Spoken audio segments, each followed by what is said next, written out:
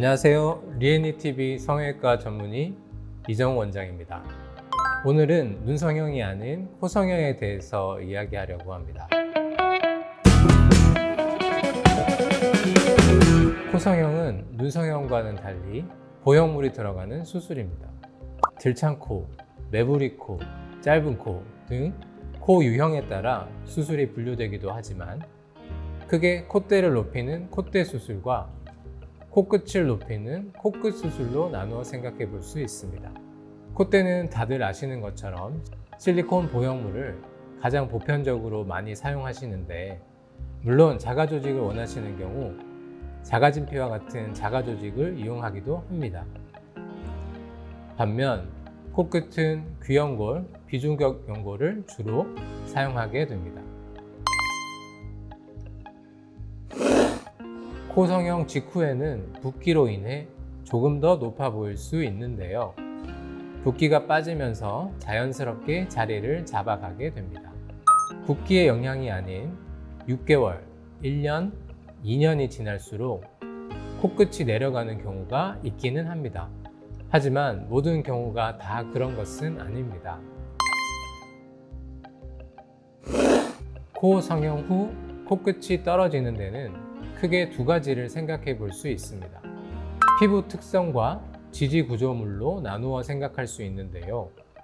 만약 두껍고 잘 늘어나지 않는 피부를 가지고 있는 환자분이 무리하게 코끝을 높였다면 수술 후에 높아진 코끝이 계속해서 당겨지게 됩니다. 이렇게 계속 당겨지게 되면 코 안쪽 구조물이 버티지 못하고 떨어지게 됩니다.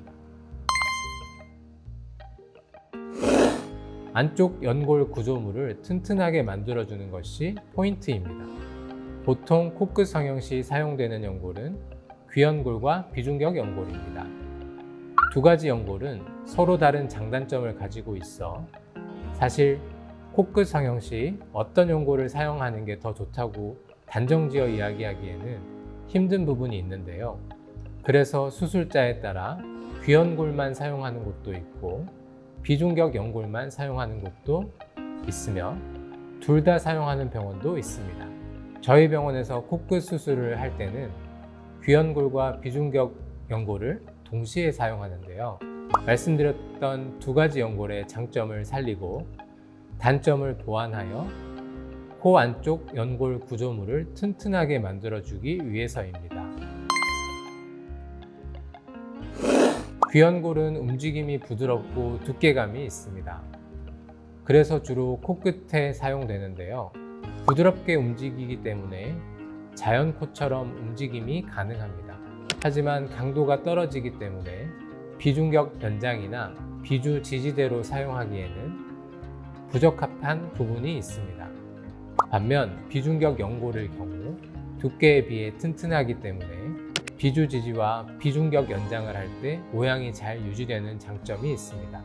하지만 단단하기 때문에 일반적으로 코끝에 사용되기보다는 전체적으로 코 구조를 만드는 데 주로 사용합니다.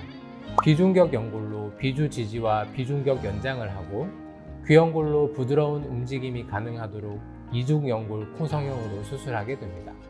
비중격 연골은 코 성형을 하면서 별도의 절개가 필요 없이 채취할 수 있지만 귀연골보다 채취하기가 까다롭기 때문에 수술 경험이 많지 않은 의사에게 수술할 경우 점막 손상이나 위축성 비염 등이 생겨 코막힘이 발생할 수 있습니다.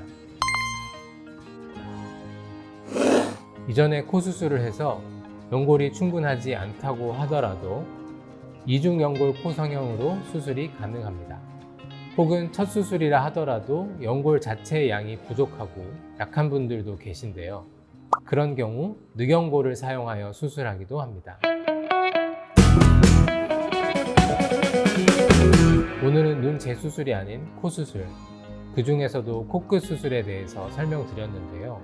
코 성형 시 궁금해 하시는 것들 중 하나인 코 수술 후 시간이 지나면 코끝은 무조건 내려가나요? 에 대해서 말씀드렸습니다.